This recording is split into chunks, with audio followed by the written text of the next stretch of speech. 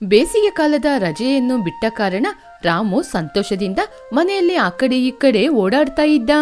ಆಗ ಅವನ ತಂದೆಯಾದ ಶೇಖರ್ ಬಂದು ಅವನನ್ನು ಹೊರಗಡೆ ಮಕ್ಕಳ ಜೊತೆ ಆಟ ಆಡಲು ಹೇಳಿದ. ಅವನಿಗೆ ಆಟ ಆಡಲು ಹೊರಗೆ ಯಾರೂ ಇಲ್ಲದ ಕಾರಣ ಅವನ ತಂದೆಯನ್ನೇ ಆಟಕ್ಕೆ ಕರೆದ. ಬೇಸಿಗೆ ಕಾಲದ ರಜೆ ಬಿಟ್ಟಿರುವುದರಿಂದ ನನಗೆ ತುಂಬಾನೇ ಸಂತೋಷ ಆಗ್ತಿದೆ ಅಪ್ಪ. ಈ ಬೇಸಿಗೆ ಕಾಲದ ರಜೆಯಲ್ಲಿ ನಾನು ನನ್ನ ಗೆಳೆಯರ ಜೊತೆ ಸಂತೋಷದಿಂದ ಆಟಾಡ್ಬೋದು. ತುಂಬಾ ದಿನದಿಂದ ಕಾಯ್ತಾ ಇದ್ದೆ. ರಾಮು, ಸಣ್ಣ ಮಕ್ಕಳಿಗೆ ಬೇಸಿಗೆ ಕಾಲ ರಜೆ ಬಿಟ್ರೆ ತುಂಬಾನೇ ಸಂತೋಷವಾಗಿರ್ತಾರೆ. ಶಾಲೆಗೆ ಹೋಗೋದ್ ಬೇಡ, ಆಟಾಡೋಣ ಅಂತ ಆಲೋಚನೆ ಮಾಡ್ಕೊಂಡಿರ್ತಾರೆ. ಫ್ರೆಂಡ್ಸ್ ಜೊತೆ ಸೇರಿ ಚೆನ್ನಾಗಿ ಆಟಾಡ್ಬೋದು ಅಂತ ಅವರು ಇನ್ನಷ್ಟು ಸಂತೋಷವಾಗಿ ಇರ್ತಾರೆ. ನಾನು ಕೂಡ ಚಿಕ್ಕವನಿದ್ದಾಗ ಈ ಬೇಸಿಗೆ ರಜೆ ಅಂದ್ರೆ ನನಗೂ ಕೂಡ ತುಂಬಾನೇ ಇಷ್ಟ. ಆ ನೆನಪಿಗೋಸ್ಕರನೇ ಇವತ್ ನಾನು ನಿನ್ ಜೊತೆ ಆಟ ಆಡ್ತಾ ಇದ್ದೀನಿ. ನಿನ್ನ ಹಾಗೆ ಸಣ್ಣವನಾಗಿದ್ದಾಗ ನಾನು ಕೂಡ ಮಕ್ಕಳ ಜೊತೆ ಸೇರಿ ಆಟ ಆಡುವುದು, ಕೆರೆ ಹೊಲ ಅಂತ ಹೋಗಿ ಅಲ್ಲಲ್ಲಿರುವ ಹಣ್ಣುಗಳನ್ನು ಕಿತ್ತು ತಿನ್ನುವುದು ಸಂತೋಷವಾಗಿತ್ತು. ಅಪ್ಪ, ನೀವು ಸಣ್ಣ ವಯಸ್ಸಿನಲ್ಲಿ ನಮಗಿಂತ ಇನ್ನೂ ಚೆನ್ನಾಗಿ ಆಡ್ತಾ ಇದ್ರಿ ಅಂತ ಅಮ್ಮ ಕೂಡ ಹೇಳ್ತಾ ಇದ್ರು. ಹಾಗೇನೆ ಅಮ್ಮ ಕೂಡ ಚೆನ್ನಾಗಿ ಆಡ್ತಾ ಇದ್ರಂತೆ. ಆದ್ರೆ ಇವಾಗ ನಾವು ಆಟ ಆಡ್ತೀವಿ ಅಂದ್ರೆ ನಮ್ಮನ್ನ ಬೈತೀರಾ. ನಾವು ಸಣ್ಣ ವಯಸ್ಸಲ್ಲಿ ಆಟಾಡ್ಲಿಕ್ಕೆ ಹೋಗುವಾಗ ಕೂಡ ನಮ್ಮ ಮನೆ ಕೆಲಸವನ್ನು ಮಾಡಿ ಇಟ್ಟು ಹೋಗ್ತಾ ಇದ್ದೋ. ಹಾಗೇನೆ ಈ ಬಿಸಿಲು ಕಾಲದಲ್ಲಿ, ಮಳೆಕಾಲದಲ್ಲಿ ನಮ್ಮನ್ನು ನಾವೇ ರಕ್ಷಣೆ ಮಾಡುತ್ತಾ ಆಟವನ್ನು ಆಡ್ತಾ ಇದ್ದೋ. ಆದ್ರೆ ಇವಾಗ ಹಾಗಿದೆಯಾ? ಮೊದಲಿಕ್ಕಿಂತ ಇವಾಗ ಟೆಂಪ್ರೇಚರ್ ಕೂಡ ತುಂಬಾನೇ ಅಧಿಕವಾಗಿದೆ. ಅದಕ್ಕೇನೆ ತಂದೆ ತಾಯಿಯಾದ ನಾವು ಭಯದಿಂದ ನಿಮ್ಮನ್ನು ಬಿಸಿಲಲ್ಲಿ ಜಾಸ್ತಿ ಆಟ ಆಡಬೇಡಿ ಅಂತ ಹೇಳೋದು. ಹೌದಾ ಅಪ್ಪ? ಇವತ್ತು ಸಂಜೆನೆ ನನ್ನ ಫ್ರೆಂಡ್ಸ್ ನನ್ನ ಜೊತೆ ಆಟ ಆಡ್ಲಿಕ್ಕೆ ಬರ್ತಿದ್ದಾರೆ. ಹಾಗಾದ್ರೆ ಇವತ್ತು ಸಂಜೆ ನನ್ನ ಫ್ರೆಂಡ್ಸ್ ಬರುವಾಗ ನಾವೆಲ್ಲರೂ ಎಲ್ಲಾದ್ರೂ ಹೊರಗಡೆ ಹೋಗಿ ಬರೋಣ ಅಪ್ಪ. ಈ ನಡುವೆ ಎಕ್ಸಾಮ್ ಇದ್ದ ಕಾರಣ ನೀವು ಕೂಡ ನನ್ನ ಎಲ್ಲೂ ಕರ್ಕೊಂಡು ಹೋಗ್ಲೇ ಇಲ್ಲಪ್ಪ. ಸರಿ, ಹಾಗಾದ್ರೆ ಸಂಜೆ ನಿನ್ನ ಫ್ರೆಂಡ್ಸ್ ಜೊತೆ ಆಟ ಆಡಿದ ನಂತರ ನಾನು ನಿನ್ನ ಹೊರಗಡೆ ಕರ್ಕೊಂಡೋಗ್ತೀನಿ. ಹಾಗೆ ಹೇಳಿ ಇಬ್ಬರು ಸುತ್ತಾಡ್ಕೊಂಡು ಮನೆಯೊಳಗೆ ಬಂದ್ರು. ಮನೆಯೊಳಗೆ ಇದ್ದ ತನ್ನ ತಾಯಿಯ ಬಳಿ ಎಲ್ಲ ವಿಚಾರವನ್ನು ಹೇಳಿದ ರಾಮು. ಅಮ್ಮ ಅಮ್ಮ ಅಪ್ಪ ಅವರು ಚಿಕ್ಕ ವಯಸ್ಸಲ್ಲಿ ಹೇಗೆ ಆಟ ಆಡ್ತಿದ್ರು ಅಂತ ನನ್ನ ಜೊತೆ ಹೇಳಿದ್ರು. ಅದು ಮಾತ್ರ ಅಲ್ಲ, ಸಂಜೆ ನನ್ನ ಕೂಡ ಹೊರಗಡೆ ಕರ್ಕೊಂಡೋಗ್ತಾರೆ. ಓಹೋ, ಹಾಗಾದ್ರೆ ತಂದೆ ಮಗ ಇಬ್ರು ಪ್ಲಾನ್ ಮಾಡ್ಕೊಂಡು ಚೆನ್ನಾಗಿ ಹೊರಗಡೆ ಹೋಗಿ ಆಟ ಆಡಿ ಮತ್ತೆ ಪುನಃ ಹೊರಗೆ ಹೋಗುವ ಪ್ಲಾನ್ ಕೂಡ ಮಾಡ್ಕೊಂಡಿದ್ದೀರಾ? ಹೀಗೆ ಎಲ್ಲರೂ ಸೇರಿ ಆ ಮಧ್ಯಾಹ್ನ ಒಟ್ಟಿಗೆ ಕೂತು ಊಟ ಮಾಡಿ ಬಿಸಿಲೆಲ್ಲ ಕಡಿಮೆಯಾದ ನಂತರ ಸಂಜೆ ಇಬ್ಬರು ಹೊರಗಡೆ ಬಂದ್ರು. ಅಪ್ಪ, ಅಲ್ಲಿ ನೋಡಿದ್ರ ಏನೋ ಬೀದಿಯಲ್ಲಿ ಮಾರಾಟ ಮಾಡ್ತಾ ಇದ್ದಾರೆ, ನನಗೂ ಕೂಡ ತೆಗೆದುಕೊಡ್ತೀರಾ? ಹೊರಗಿನ ಫುಡ್ ತಿಂದ್ರೆ ಹೊಟ್ಟೆ ಕೂಡ ಹಾಳಾಗುತ್ತೆ. ಪ್ಲೀಸ್ ಅಪ್ಪ, ನನಗೆ ತೆಗೆದುಕೊಡಲ್ವಾ? ನನ್ನ ಫ್ರೆಂಡ್ಸ್ ಎಲ್ಲರೂ ತಿಂತಾರೆ. ಅವರೆಲ್ಲರೂ ತಿಂದು ಈ ಸ್ಟ್ರೀಟ್ ಫುಡ್ ತುಂಬಾ ಚೆನ್ನಾಗಿದೆ ಅಂತ ಹೇಳ್ತಾರೆ. ನನಗೆ ನೀವು ತೆಗೆದುಕೊಡಲ್ವಾ? ಏನಪ್ಪ ಇಷ್ಟೊತ್ತಿಂದ ಕೇಳ್ತಾ ಇದ್ದೀನಿ, ಪ್ಲೀಸ್ ಅಪ್ಪ ತೆಗೆದುಕೊಡಿ. ಹೀಗೆ ರಾಮು ತುಂಬಾ ಹಠ ಮಾಡಿ ಕೇಳಿದ್ರಿಂದ ಶೇಖರ್ ಅವನಿಗೆ ಅದನ್ನು ತೆಗೆದುಕೊಟ್ಟು ಆ ನಂತರ ಅದನ್ನೆಲ್ಲ ತಿಂದು ಸಂಜೆ ಸಮಯ ಮುಗಿಸಿಕೊಂಡು ತಂದೆ ಮಗ ಮನೆಗೆ ಬಂದ್ರು. ಅಮ್ಮ, ಇವತ್ತು ತಂದೆ ಜೊತೆ ಹೊರಗಡೆ ಹೋಗಿದ್ದೆ ಅಲ್ವಾ, ನಾನು ಸ್ಟ್ರೀಟ್ ಫುಡ್ನ ತಿಂದೆ. ಆ ಫುಡ್ ತುಂಬಾ ರುಚಿಯಾಗಿತ್ತು. ಹೊರಗಡೆ ಎಲ್ಲ ಯಾಕೆ ತಿಂದಿದ್ದು? ನೀನು ಚಿಕ್ಕ ಹುಡುಗ ಅಲ್ವಾ, ಹೊಟ್ಟೆ ಏನಾದ್ರೂ ಹಾಳಾದ್ರೆ ಮತ್ತೆ ನಿನಗೆ ತಾನೇ ತುಂಬಾ ಕಷ್ಟ. ಹೊರಗಡೆ ಎಲ್ಲ ತಿನ್ಬಾರ್ದು. ಪರವಾಗಿಲ್ಲ ಅಂಜಲಿ, ನಾನು ಕೂಡ ಹೊರಗಡೆ ಎಲ್ಲ ನೋಡಿದೆ ಚೆನ್ನಾಗಿ ಮಾಡ್ತಾ ಇದ್ದಾರಾ ಅಂತ. ಆದ್ರೆ ಚೆನ್ನಾಗಿ ಮಾಡ್ತಾ ಇದ್ರು, ಅದರಿಂದನೇ ಮಗನಿಗೆ ತೆಗೆದುಕೊಟ್ಟೆ. ಫುಡ್ಡಲ್ಲಿ ಖಾರನ ಕಡಿಮೆ ಮಾಡಿ ಮಾಡಿಕೊಡಿ ಅಂತ ಹೇಳಿದೆ. ಅವರು ಕೂಡ ಹಾಗೇನೆ ಮಾಡಿಕೊಟ್ರು. ಅಮ್ಮ, ನೀವು ನನಗೋಸ್ಕರ ಈ ರೀತಿ ಮನೆಯಲ್ಲೇ ಸ್ಟ್ರೀಟ್ ಫುಡ್ನ ಮಾಡಿಕೊಡಿ ಅಮ್ಮ. ಪಾವ್ ಭಾಜಿ, ಗೋಬಿ ಮಂಚೂರಿ, ನೂಡಲ್ಸ್, ಬಜ್ಜಿ ನನ್ನ ಫ್ರೆಂಡ್ಸ್ ಎಲ್ಲ ಹೊರಗೆ ತಿಂತಾರೆ. ನೀವು ನನಗೆ ಮನೇಲಿ ಮಾಡಿಕೊಡಿ. ಹೌದು, ನೀನು ನಿನ್ನ ತಂದೆ ಜೊತೆ ಹೋಗಿ ಹೊರಗಡೆ ಚೆನ್ನಾಗಿ ತಿನ್ಕೊಂಬಂದು ಇವಾಗ ನನ್ನ ಮಾಡಿಕೊಡು ಅಂತ ತಲೆ ತಿಂತಾ ಇದ್ದೀಯಾ? ನನಗೆ ಮನೆಯಲ್ಲಿ ಸಣ್ಣ ಪುಟ್ಟ ಅಡಿಗೆಯನ್ನು ಮಾತ್ರ ಮಾಡ್ಲಿಕ್ಕೆ ಗೊತ್ತು. ಹಾಗೆ ನಿನಗೆ ಬೇಕು ಅಂದರೆ ಪುನಃ ನಿಮ್ಮ ತಂದೆ ಜೊತೆ ಹೋಗಿ ಹೊರಗಡೆ ತಿನ್ಕೊಂಬ, ನನ್ನಿಂದ ಮಾಡೋಕ್ಕಾಗಲ್ಲ. ಹೀಗೆ ಮಾತಾಡ್ತಾ ಇರುವಾಗ ಅಲ್ಲಿ ಅಂಜಲಿಯ ಅತ್ತೆ ಬಂದ್ರು. ನಮ್ಮ ಅಂಜಲಿ, ಯಾಕೆ ಅಷ್ಟೊಂದು ಕೋಪ ಪಡ್ತಿದ್ದೀಯಾ ಮೊಮ್ಮಗನ ಮೇಲೆ? ಏನಾಯ್ತು? ನೋಡಿ ಅತ್ತೆ, ಅವ್ರ ತಂದೆ ಜೊತೆ ಹೋಗಿ ಹೊರಗಡೆ ಏನೋ ಫುಡ್ನ ತಿನ್ಕೊಂಡ್ಬಂದಿದ್ದಾನೆ.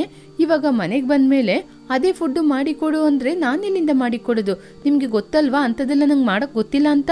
ಅದಕ್ಕೆ ಅಂತ ಹೊರಗಡೆ ಹೋಗಿ ತಿನ್ನು ಅಂತ ಹೇಳ್ತೀಯಮ್ಮ. ನಿನಗೆ ಗೊತ್ತು ತಾನೆ ಹೊರಗಡೆ ಮಸಾಲ ತಿಂದರೆ ಅವನಿಗೆ ಆಗಲ್ಲ ಅಂತ. ಆದರೆ ಮನೆಯಲ್ಲೇ ಮಾಡಿಕೊಡು. ಅವನಿಗೆ ಆಗಲ್ಲ ಎನ್ನುವ ವಿಚಾರ ನನಗೆ ಗೊತ್ತು, ಆದರೆ ನನಗೆ ಅದೆಲ್ಲ ಮಾಡೋಕ್ಕೆ ಗೊತ್ತಿಲ್ಲ ಅಂತ ನಿಮಗೂ ಗೊತ್ತಲ್ವತ್ತೇ. ನಿನಗೆ ಮಾಡೋಕ್ಕಾಗದಿದ್ರೆ ಪರವಾಗಿಲ್ಲಮ್ಮ, ನಮ್ಮ ಹೊಸ ಸೊಸೆ ಶೈಲು ಇದ್ದಾಳಲ್ವಾ, ಅವಳಿಗೆ ಗೊತ್ತು, ಅವಳ ಜೊತೆ ಹೇಳ್ತೀನಿ. ಹೊಸ ಸೊಸೆ ಜೊತೆ ಮಾತನಾಡಲು ಅತ್ತೆ ಅವಳ ರೂಮಿನ ಬಳಿ ಬಂದು, ಅಮ್ಮ ಶೈಲು ಸ್ವಲ್ಪ ಈಚೆ ಬಾಮ್ಮ. ಹಾಗೆ ಕೇಳಿದ ತಕ್ಷಣ ಶೈಲು ಮನೆಯಿಂದ ಈಚೆ ಬಂದ್ಲು. ಏನತ್ತೆ, ಯಾಕತ್ತೆ ನನ್ನ ಕರೆದ್ರಿ? ಅದು ಏನೂ ಇಲ್ಲಮ್ಮ, ನಮ್ಮ ರಾಮು ಇದ್ದಾನೆಲ್ಲ, ಇವತ್ತು ರಜೆ ಇದ್ದ ಕಾರಣ ಅವನ ತಂದೆ ಜೊತೆ ಸೇರಿ ಹೊರಗಡೆ ಹೋಗಿದ್ದಾನೆ. ಅಲ್ಲಿ ಏನೋ ಹೊರಗಡೆ ತಿಂದಿದ್ದಾನೆ, ಅದೇ ಬೇಕು ಅಂತ ಅವ್ರ ತಾಯಿ ಜೊತೆ ಮಾಡಿಕೊಡು ಅಂತ ಹಠ ಮಾಡ್ತಿದ್ದಾನೆ. ಆದರೆ ಅವ್ರ ಅಮ್ಮನಿಗೆ ಮಾಡಕ್ಕೆ ಗೊತ್ತಿಲ್ಲ. ನಿಂಗೆ ಗೊತ್ತಿದ್ರೆ ಮಾಡಿಕೊಡಮ್ಮ. ಅತ್ತೆ, ನನಗೂ ಕೂಡ ಆ ರೀತಿ ಫುಡ್ನ ಮಾಡಕ್ಕೆ ಗೊತ್ತಿಲ್ಲ ಅತ್ತೆ. ನಾನು ಹೊರಗಡೆ ತಿಂದು ನೋಡಿದ್ದೀನಿ ಅಷ್ಟೇ. ಆದರೆ ರಾಮು ತಿಂತಾನೆ ಅಂತ ಆದ್ರೆ ಹೇಗಾದ್ರೂ ಪ್ರಯತ್ನ ಪಟ್ಟು ಮಾಡಿಕೊಡ್ತೀನಿ. ನಿನಗೆ ಹೇಗೆ ಬರುತ್ತೋ ಹಾಗೆ ಮಾಡಿಕೊಡಮ್ಮ. ಹೀಗೆ ಆ ದಿನ ಕಳೆಯಿತು. ಮರುದಿನ ಬೆಳಿಗ್ಗೆ ಅವನ ಚಿಕ್ಕಮ್ಮ ರೋಡಲ್ಲಿ ಸ್ಟ್ರೀಟ್ ಫುಡ್ ಆದ ನೂಡಲ್ಸ್ ಹೇಗೆ ಮಾಡ್ತಾರೆ ಅಂತ ನೋಡಿ ಅದನ್ನು ರಾಮುವಿಗೆ ಮಾಡಿಕೊಟ್ಲು. ರಾಮು, ನಿನಗೋಸ್ಕರ ಬಿಸಿ ಬಿಸಿಯಾದ ಚಿಕನ್ ನೂಡಲ್ಸ್ನ ಮಾಡಿದ್ದೀನಿ, ಕೈಕಾಲು ತೊಳ್ಕೊಂಡು ಬಂದು ತಿನ್ನು. ಥ್ಯಾಂಕ್ಸ್ ಚಿಕ್ಕಮ್ಮ. ಮನೆಯೊಳಗೆ ಬಂದ ತಕ್ಷಣ ವಾಸನೆ ಘಮ ಘಮ ಅಂತ ಬರ್ತಾ ಇತ್ತು. ಸರಿ, ಕೈಕಾಲು ಮುಖ ತೊಳ್ಕೊಂಡು ಬಂದು ತಿಂತೀನಿ. ಶೈಲು, ಇದೆಲ್ಲ ನಿನಗೆ ಮಾಡಲಿಕ್ಕೆ ಗೊತ್ತಾ? ನನಗೆ ಮಾಡೋಕ್ಕೆ ಗೊತ್ತಾಗದೆ ತಂದೆ ಜೊತೆ ಹೋಗಿ ಹೊರಗಡೆ ತಿನ್ನು ಅಂತ ಹೇಳಿದೆ. ವಾಸನೆ ಮನೆ ತುಂಬ ಹಬ್ಕೊಂಡಿದೆ. ಹೀಗೆ ಎಲ್ಲರೂ ಶೈಲು ಮಾಡಿದ ನೂಡಲ್ಸ್ ಅನ್ನು ತಿಂದ್ರು. ತುಂಬ ಚೆನ್ನಾಗಿದ್ದ ಕಾರಣ ಎಲ್ಲರೂ ಅವಳನ್ನ ಹೊಗಳ್ತಾ ಇದ್ರು. ಚಿಕ್ಕಮ್ಮ, ನಾಳೆ ನನಗೆ ವೆಜ್ ಮಂಚೂರಿಯನ್ ಮಾಡಿ ಕೊಡ್ತೀರಾ? ನಾನು ನನ್ನ ಫ್ರೆಂಡ್ಸ್ ಜೊತೆ ಹೇಳ್ತೀನಿ, ನೀವೆಲ್ಲ ಹೊರಗಡೆ ಹೋಗಿ ತಿಂತೀರಲ್ವಾ? ನನ್ನ ಚಿಕ್ಕಮ್ಮ ನನಗೋಸ್ಕರ ಮನೆಯಲ್ಲೇ ಮಾಡಿಕೊಡ್ತಾರೆ, ಹೊರಗಡೆ ತಿನ್ನುವುದಕ್ಕಿಂತ ಮನೆಯಲ್ಲಿ ತುಂಬ ಟೇಸ್ಟಾಗಿದೆ ಅಂತ. ಸರಿ ರಾಮು, ನಾಳೆ ನಾನು ನಿನಗೆ ವೆಜ್ ಮಂಚೂರಿಯನ್ ಮಾಡಿಕೊಡ್ತೀನಿ. ಹಾಗೆ ಹೇಳಿ ಶೈಲಿ ಅದನ್ನು ಮಾಡಿಕೊಟ್ಲು. ಹೀಗೆ ರಾಮು ಕೂಡ ತುಂಬಾನೇ ಸಂತೋಷಪಟ್ಟ. ಹೀಗೆ ಶೈಲು ಪ್ರತಿದಿನ ಏನಾದರೂ ಹೊರಗಿನ ಫುಡ್ಡನ್ನು ಮನೆಯಲ್ಲಿ ಮಾಡಿಕೊಡ್ತಿದ್ಲು. ಎಲ್ಲರೂ ತುಂಬ ಸಂತೋಷದಿಂದ ಕೂಡ ತಿಂದ್ರು. ಹೀಗೆ ಬಿಸಿಲು ಕಾಲದಲ್ಲಿ ಒಂದು ಕಡೆ ಮಾವಿನ ಹಣ್ಣಿನ ಉಷ್ಣ, ಇನ್ನೊಂದು ಕಡೆ ಹೊರಗಿನ ಫಾಸ್ಟ್ ಫುಡ್ ಅನ್ನು ತಿನ್ನುವುದರಿಂದ ಅವನಿಗೆ ಅನಾರೋಗ್ಯ ಹಾಳಾಯಿತು. ಹಾಸ್ಪಿಟ್ಲಿಗೆ ಕರ್ಕೊಂಡೋದ್ರು. ಡಾಕ್ಟರ್ ರಾಮುವನ್ನು ಚೆಕ್ ಮಾಡಿ ಹೊರಗೆ ಬಂದ್ರು. ಡಾಕ್ಟರ್, ಮಗನಿಗೆ ಹೇಗಿದೆ? ಇವಾಗ ಪರವಾಗಿಲ್ವಾ? ಮಕ್ಕಳಿಗೆ ಈ ಬಿಸಿಲು ಕಾಲದಲ್ಲಿ ಒಂದು ಕಡೆ ಮಾವಿನ ಹಣ್ಣು, ಇನ್ನೊಂದು ಕಡೆ ಫಾಸ್ಟ್ ಫುಡ್ ಐಟಮ್ಗಳು, ಇದೆಲ್ಲ ತಿಂದು ತಿಂದು ಮಕ್ಕಳಿಗೆ ಉಷ್ಣ ಜಾಸ್ತಿ ಆಗುತ್ತೆ ಅಂತ ನೀವು ಸ್ವಲ್ಪ ಕೂಡ ಆಲೋಚನೆ ಮಾಡಿಲ್ವಾ? ನಿಮ್ಮ ಹಾಗೆ ಮಕ್ಕಳಿಗೆ ಇಮ್ಯುನಿಟಿ ಪವರ್ ಜಾಸ್ತಿ ಇರಲ್ಲ ಅಂತ ನಿಮಗೆ ಗೊತ್ತಿಲ್ವಾ? ಮಕ್ಕಳು ಅಂದರೆ ಹಠ ಮಾಡ್ತಾನೆ ಇರ್ತಾರೆ, ಆದರೆ ಅವರಿಗೆ ಯಾವುದು ಒಳ್ಳೆಯದು ಯಾವುದು ಕೆಟ್ಟದು ಅಂತ ಹೇಳಿಕೊಟ್ಟು ಸರಿಪಡಿಸ್ಬೇಕಲ್ವಾ? ಇವಾಗ ನೋಡಿ, ಅವನಿಗೆ ಉಷ್ಣ ತುಂಬಾ ಜಾಸ್ತಿ ಆಗಿದೆ. ಅವನ್ನ ನೀವು ಹಾಸ್ಪಿಟ್ಲಲ್ಲಿ ಅಡ್ಮಿಟ್ ಮಾಡಬೇಕು. ಅವನಿಗೆ ಸಂಪೂರ್ಣ ಗುಣ ಆದಮೇಲೆ ನೀವು ಮನೆ ಕರ್ಕೊಂಡೋಗೋದು. ಶೇಖರಿಗೆ ಏನು ಮಾತನಾಡಲು ಸಾಧ್ಯವಾಗಲಿಲ್ಲ. ರಾಮು ಪೂರ್ತಿಯಾಗಿ ಗುಣವಾದ ನಂತರ ಅವನನ್ನು ಕರೆದುಕೊಂಡು ಮನೆಗೆ ಬಂದ. ಇಂದಿನಿಂದ ರಾಮುನ ಹೊರಗಡೆ ಕಳಿಸ್ಬೇಡಿ, ಮನೆಯಲ್ಲೇ ತಂಪಾದ ವಸ್ತುಗಳನ್ನು ಮಾಡಿಕೊಡಿ ಸಾಕು. ನೀವು ಮಾಡಿದ ಕೆಲಸದಿಂದ ಏನಾಯ್ತು ಅಂತ ಗೊತ್ತಾಯ್ತಾ? 1 ವಾರಗಳ ಕಾಲ ತುಂಬ ಚೆನ್ನಾಗಿ ಇವನ್ನ ನೋಡ್ಕೊಳ್ಳಿ. ಅವನು ಚೆನ್ನಾಗಿದ್ರೆ ಸಂಜೆ ಸಮಯದಲ್ಲಿ ಹೊರಗಡೆ ಆಟಾಡ್ಲಿಕ್ಕೆ ಕಳಿಸಿ.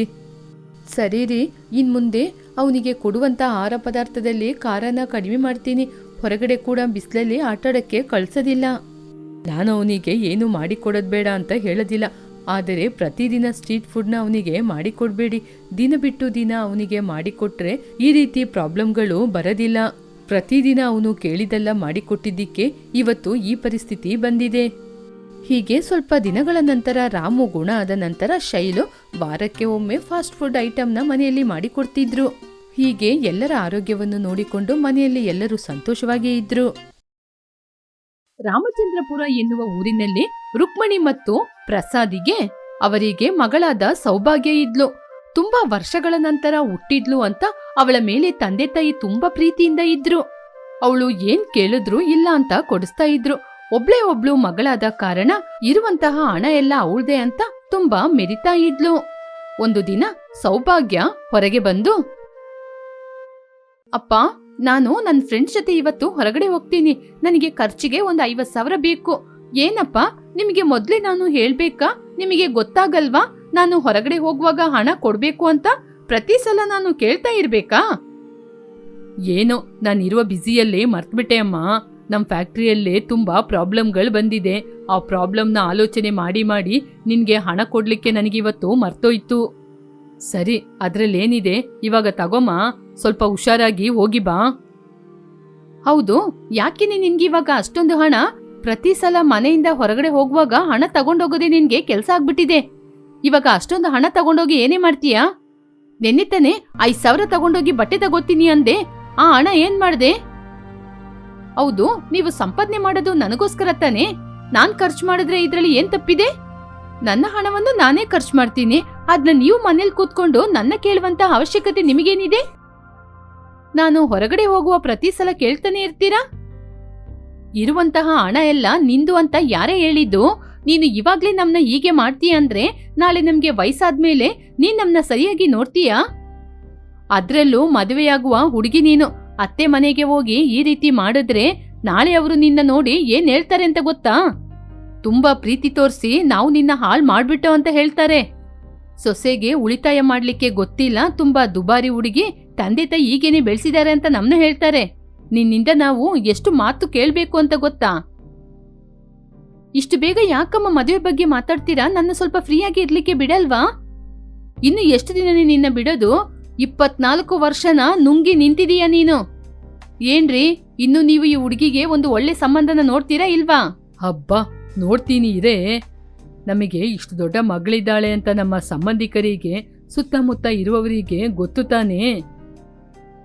ಯಾರಾದ್ರೂ ಒಳ್ಳೆ ಸಂಬಂಧ ಇದೆ ಅಂತ ಹೇಳಿದ್ರೆ ಮಾಡದೆ ಇರ್ತೀವಾ ಏನು?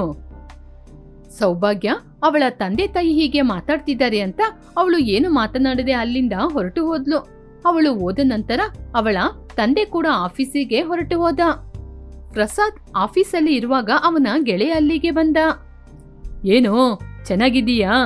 ಎಷ್ಟು ದಿನ ಆಯ್ತು ಕಣ ನಿನ್ನ ನೋಡಿ. ಹೌದು, ಈ ನಡುವೆ ಎಲ್ಲ ಹೋಗಿದ್ದೆ? ನಿನ್ನ ನೋಡಿ ತುಂಬಾ ದಿನಗಳಾಯ್ತು. ಏನು ಇಲ್ಲ ಕಣೋ, ಇವಾಗ ಕುಂಭಮೇಳ ನಡೀತಲ್ವಾ, ಅಲ್ಲೆಲ್ಲ ಹೋಗಿದ್ದೆ. ಆನಂತರ ತುಂಬಾ ದೇವಾಲಯ ಸುತ್ತಿ ಬಂದೆ. ಹೇಗೋ ರಿಟೈರ್ಮೆಂಟ್ ಆಯ್ತಲ್ವನೋ. ಮನೇಲಿದ್ದು ನಾನು ಏನ್ ಮಾಡ್ತೀನಿ? ಅದಕ್ಕೇನೆ ನಾನು ನನ್ನ ಹೆಂಡತಿ ಇಬ್ರು ಸೇರ್ಕೊಂಡು ಅಲ್ಲಲ್ಲಿ ಹೋಗಿ ಸುತ್ತಾಡ್ಕೊಂಡು ಬರ್ತಾ ಇದ್ದೋ. ಬರ್ತಾ ಬರ್ತಾ ನನ್ನ ಹೆಂಡತಿಗೆ ಮೈಗೆ ಹುಷಾರಿಲ್ದೆ ಹೋಗ್ಬಿಡ್ತು. ಹಾಗೆ ಸ್ವಲ್ಪ ದಿನ ಈ ಕಡೆ ಬರ್ಲಿಕ್ಕೆ ತುಂಬಾ ತಡ ಆಗ್ಬಿಡ್ತು. ಪರವಾಗಿಲ್ಲ ಕಣೋ, ನೀನೇಗೋ ಸುತ್ತಾಡ್ಕೊಂಡು ಬಂದ್ಬಿಟ್ಟೆ. ಆದ್ರೆ ನಾನ್ ನೋಡು, ನನ್ನ ಮಗಳ ಮದ್ವೆ ಮಾಡ್ಬೇಕು ಅಂತ ಜವಾಬ್ದಾರಿ ನನ್ ಮೇಲಿದೆ. ನನ್ನ ಮಗಳಿಗೆ ಮದ್ವೆ ಮಾಡಿ ಆದ್ಮೇಲೆ ನಾನು ನನ್ನ ಹೆಂಡತಿ ಇದೇ ರೀತಿ ಹೋಗಿ ಸುತ್ತಾಡ್ಕೊಂಡು ಬರ್ತೀವಿ. ಏನೋ ನಿನ್ ಮಗಳಿಗೆ ಹುಡುಗನ ಹುಡುಕ್ತಾ ಇದ್ದೀಯಾ? ಮದ್ವೆ ಸಂಬಂಧ ನೋಡ್ತಿದ್ದೀನಿ ಅಂತ ಹೇಳಲೇ ಇಲ್ಲ. ಹೌದು ಕಣೋ, ಇದುವರೆಗೂ ಯಾವ ಸಂಬಂಧನೂ ನೋಡ್ಲಿಲ್ಲ. ಒಳ್ಳೆ ಸಂಬಂಧ ಬಂದ್ರೆ ಖಂಡಿತವಾಗಿ ಮದ್ವೆ ಮಾಡಿಸ್ಬಿಡ್ತೀನಿ. ನಿನಗೆ ಗೊತ್ತು ತಾನೆ, ನನಗೆ ಇರೋಳು ಕೂಡ ಒಬ್ಳು ಮಗಳು. ಬರೋರು ಒಳ್ಳೆ ಹುಡುಗನಾಗಿರ್ಬೇಕು, ಒಳ್ಳೆ ಸಂಬಂಧ ಆಗಿರ್ಬೇಕು. ಲೇ, ನನ್ ಕಡೆ ಒಂದು ಒಳ್ಳೆ ಸಂಬಂಧ ಇದೆ ಕಣೋ. ಅವರು ನಮ್ ಭಾವ, ಅವರೇ ಕಣೋ ಶ್ರೀರಾಮ. ಅವರ ತಂದೆ ಇವಾಗ ಕಂಪನಿನ ನೋಡ್ಕೋತಿದ್ದಾರೆ. ಅವ್ರ ತಂದೆನೇ ತುಂಬಾ ಆಸ್ತಿನ ಸಂಪಾದನೆ ಮಾಡಿಟ್ಟಿದ್ದಾರೆ. ಒಬ್ನೇ ಒಬ್ಬ ಮಗಳೇನೂ ಇಲ್ಲ. ಆದ್ರೆ ನನ್ನ ತಂಗಿ ಸ್ವಲ್ಪ ಭದ್ರವಾಗಿರುವವಳು. ಮನೆ ಜವಾಬ್ದಾರಿಯನ್ನೆಲ್ಲ ಅವಳೇ ನೋಡ್ಕೊಂಡಿರೋದು. ಅವಳಿಂದ ಯಾರಿಗೂ ಏನ್ ತೊಂದರೆ ಕೂಡ ಇಲ್ಲ ಕಣೋ.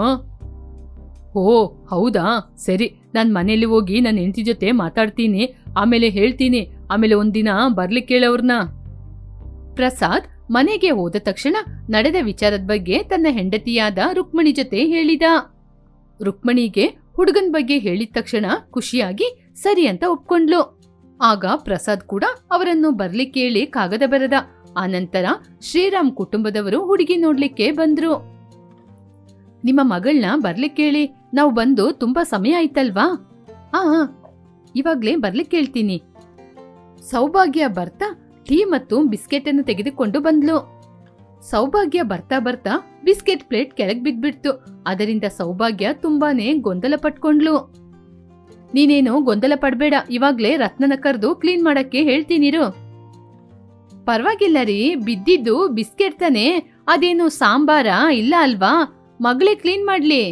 ಅದನ್ನ ತೆಗೆದು ಪ್ಲೇಟಲ್ಲಿ ಇಟ್ರೆ ಮುಗ್ದೋಗುತ್ತೆ. ಪರವಾಗಿಲ್ಲ, ಫ್ಲೋರಿಂಗ್ ಅಲ್ಲಿ ಏನಾದ್ರೂ ಧೂಳು ಏನಾದ್ರೂ ಇದೆಯಾ? ಇಲ್ವಲ್ಲ, ನೋಡ್ಲಿಕ್ಕೆ ತುಂಬಾ ಕ್ಲೀನ್ ಆಗಿದೆ. ಉಮಾ ಹೇಳಿದ ಮಾತು ಕೇಳಿ ರುಕ್ಮಣಿ ಸೌಭಾಗ್ಯ ಇಬ್ಬರು ತುಂಬಾನೇ ಆಶ್ಚರ್ಯಪಟ್ರು. ಯಾಕೆ ರೀ ಮನೆಯಲ್ಲಿ ಇಷ್ಟೊಂದು ಲೈಟ್ಗಳನ್ನ ಹಾಕಿದೀರಾ? ಅನಾವಶ್ಯಕವಾಗಿ ಕರೆಂಟ್ ಬಿಲ್ ಜಾಸ್ತಿ ಬರುತ್ತೆ ಅಲ್ವಾ? ಆಮೇಲೆ ನಾವು ಇರುವ ಕಡೆ ಮಾತ್ರ ಫ್ಯಾನ್ ಓಡಿದ್ರೆ ಸಾಕಲ್ವಾ? ಅದು ಅಲ್ಲದೆ ಹೊರಗಿಂದ ಚೆನ್ನಾಗಿ ಬೆಳಕು ಕೂಡ ಬರ್ತಾ ಇದೆ. ಉಮಾ ಹೀಗೆ ಮಾತನಾಡುವುದನ್ನು ನೋಡಿ ರುಕ್ಮಿಣಿಗೆ ಉಮಾ ಸ್ವಲ್ಪ ಜಿಪುಣಿ ಎನ್ನುವುದು ಸರಿಯಾಗಿ ಅರ್ಥವಾಯಿತು. ತನ್ನ ಮಗಳಿಗೆ ಈ ರೀತಿ ಅತ್ತೆ ಸಿಕ್ಕಿದ್ರೆ ಅವಳು ಖರ್ಚನ್ನು ಕಡಿಮೆ ಮಾಡ್ಕೋತಾಳೆ ಅಂತ ಆಲೋಚನೆ ಮಾಡಿ ರುಕ್ಮಿಣಿ ಸಂಬಂಧಕ್ಕೆ ಒಪ್ಪಿಕೊಂಡ್ಲು. ಹುಡುಗ ಕೂಡ ಒಳ್ಳೆ ಹುಡುಗನೇ ಆದ ಕಾರಣ ಮದುವೆಗೆ ಒಪ್ಕೊಂಡ್ರು. ಒಂದು ಒಳ್ಳೆ ಮುಹೂರ್ತ ದಿನ ನೋಡಿ ಸೌಭಾಗ್ಯ ಮತ್ತು ಶ್ರೀರಾಮನಿಗೆ ಮದುವೆಯನ್ನು ಮಾಡಿದ್ರು.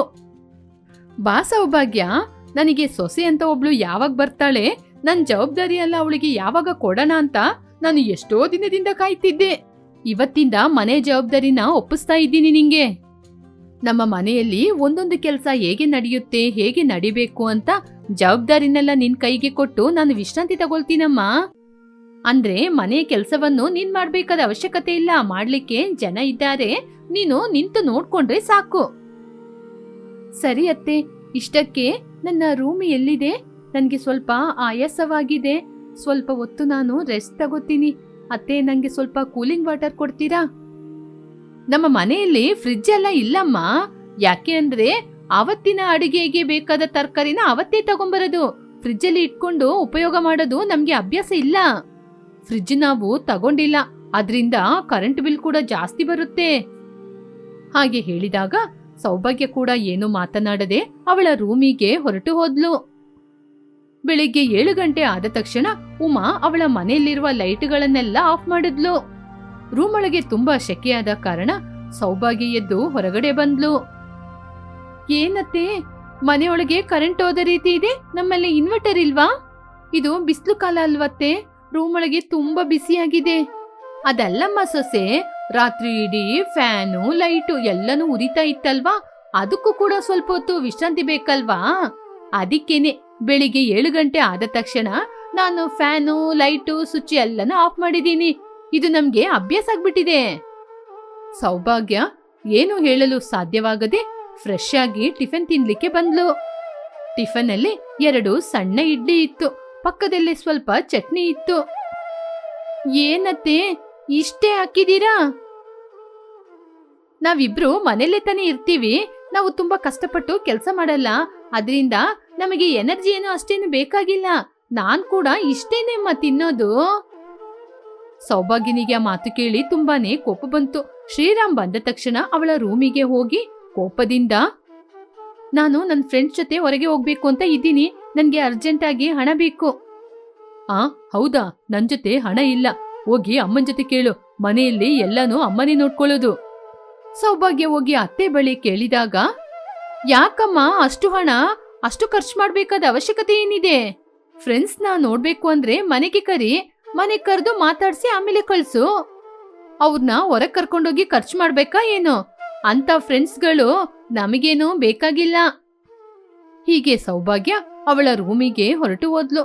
2-3 ದಿನ ಕಳೆದ ನಂತರ ಸೌಭಾಗ್ಯನಿಗೆ ಇನ್ನಷ್ಟು ಕೋಪ ಬಂತು. ಏನ್ರಿ, ನಿಮ್ಮಮ್ಮ ಬೆಳಿಗ್ಗೆ 7 ಗಂಟೆ ಆದ ತಕ್ಷಣ ಫ್ಯಾನು ಲೈಟ್ನ ಆಫ್ ಮಾಡ್ಬಿಡ್ತಾರೆ, 2 ಇಡ್ಲಿ ಕೊಡ್ತಾರೆ, ಒಂದೇ 1 ಸ್ಪೂನ್ ಅನ್ನ ಕೊಡ್ತಾರೆ. ಇನ್ನು ಕೇಳಿದ್ರೆ ನಾವೇನು ಹೊರಗಡೆ ಹೋಗಿ ಕಷ್ಟ ಪಡಲ್ಲ ಅಲ್ವಾ, ನಮಗೆ ಇಷ್ಟೇ ಸಾಕು ಅಂತ ಹೇಳ್ತಾರೆ. ಹೀಗೆ ಆದ್ರೆ ಈ ಮನೆಯಲ್ಲಿ ನನ್ನಿಂದ ಇರ್ಲಿಕ್ಕೆ ಆಗದೇ ಇಲ್ಲ ರೀ. ನಾನು ಚಿಕ್ಕ ವಯಸ್ಸಿನಿಂದ ಹೀಗೇನೆ ಬೆಳೆದು ಬಂದಿದ್ದೀನಿ. ಸರಿ, ಇಲ್ಲಿ ಬಂದ್ಮೇಲೆ ಅಡ್ಜಸ್ಟ್ ಆಗ್ಬೇಕಂದ್ರೆ ನಿಮ್ಮಮ್ಮ ಸ್ವಲ್ಪ ಆದ್ರೂ ಟೈಮ್ ಕೊಡ್ಬೇಕಲ್ವಾ ನಂಗೆ? ನಿನಗೆ ಅಭ್ಯಾಸ ಆಗಿಲ್ಲ ಅಲ್ವಾ, ಅದಕ್ಕೆ ನೀನೀಗೆ ಮಾತಾಡ್ತಾ ಇದೀಯ. ಸ್ವಲ್ಪ ದಿನ ಆದ್ರೆ ನಿನಗೆ ಎಲ್ಲಾನು ಅಡ್ಜಸ್ಟ್ ಆಗೋಗ್ಬಿಡುತ್ತೆ. ಇವರಿಗೆ ಈ ರೀತಿ ಅಲ್ಲ, ಇವರ ಮಾರ್ಗದಲ್ಲೇ ಹೋಗಿ ನನ್ ಕಷ್ಟ ಏನು ಅಂತ ಅವರಿಗೆ ಖಂಡಿತ ಅರ್ಥ ಮಾಡಿಸ್ತೀನಿ. ರಾತ್ರಿ ಸಮಯದಲ್ಲಿ ಎಲ್ಲರೂ ನಿದ್ರೆ ಮಾಡ್ತಾ ಇರುವಾಗ ಸೌಭಾಗ್ಯ ಎಲ್ಲರ ರೂಮಿಗೆ ಹೋಗಿ ಲೈಟು ಫ್ಯಾನು ಎಲ್ಲವನ್ನೂ ಆಫ್ ಮಾಡ್ಬಿಟ್ಲು. ಅದು ಬಿಸಿಲು ಕಾಲ ಆದ ಕಾರಣ ಮನೆಯೊಳಗೆ ಬಿಸಿ ತಡ್ಕೊಳಕ್ಕಾಗದೆ ಎಲ್ಲರೂ ಹೊರಗೆ ಬಂದ್ರು. ಏನಮ್ಮ, ಯಾಕೆ ಫ್ಯಾನ್ನ ಆಫ್ ಮಾಡ್ದೆ? ಯಾಕೆ ಮನೆಯೊಳಗೆ ನಾವು ನಿದ್ರೆ ಮಾಡ್ಬಾರ್ದಾ? ಇವಾಗ ನಿಮ್ಗೆ ಅರ್ಥ ಆಗ್ತಿದ್ಯಾ ಅತ್ತೆ? ನಾನು ಬೆಳಿಗ್ಗೆ 7 ಗಂಟೆಗೆ ನಿದ್ರೆ ಮಾಡುವಾಗ ನೀವು ಹೀಗೆ ಫ್ಯಾನ್ನ ಆಫ್ ಮಾಡಿದಾಗ ನನಗೂ ಹೀಗೆ ಅನ್ಸೋದು. ನನಗೂ ಸ್ವಲ್ಪ ಬದಲಾಗಕ್ಕೆ ಟೈಮ್ ಕೊಡ್ಬೇಕಲ್ವಾ? ನನಗೆ ಈ ಮನೆಯಲ್ಲಿ ಬದಲಾಗಕ್ಕೆ ಸ್ವಲ್ಪ ಟೈಮ್ ಬೇಕು. ಆದ್ರೆ ನೀವು ಟೈಮೇ ಕೊಡದೆ ಬದಲಾಗ್ಬೇಕು ಅಂದ್ರೆ ಹೇಗತ್ತೆ? ಜಾಗೃತಿಯಾಗಿ ಇರೋದು ಒಳ್ಳೇದೇ, ಆದ್ರೆ ಮನೇಲಿರುವ ಮನುಷ್ಯರಿಗೆ ಕಷ್ಟ ಕೊಟ್ಟು ಜಾಗೃತಿಯಾಗಿರೋದು ಹೇಗತ್ತೆ ನೀವು ಮಾಡೋದು ಸರಿ? ಸೌಭಾಗ್ಯ ಹೇಳೋದು ಕೂಡ ಉಮಾನಿಗೆ ಸರಿ ಅಂತ ಅನ್ನಿಸಿತು. ಅಂದಿನಿಂದ ಉಮಾ ಸೌಭಾಗ್ಯನಿಗೆ ತೊಂದರೆ ಕೊಡ್ಲಿಲ್ಲ. ಜಿಪುಣತನವನ್ನು ತಗ್ಗಿಸಿ ಮನೆಯಲ್ಲಿ ಕೆಲಸ ಮಾಡುವವರಿಗೆ ಕೂಡ ಕಷ್ಟವನ್ನು ಕೊಡದೆ ಸಂತೋಷವಾಗಿ ಇದ್ರು. ಹಾಗೇನೆ ಸೌಭಾಗ್ಯನನ್ನು ಕೂಡ ತುಂಬಾ ಸಂತೋಷವಾಗಿ ನೋಡ್ಕೊಂಡ್ರು.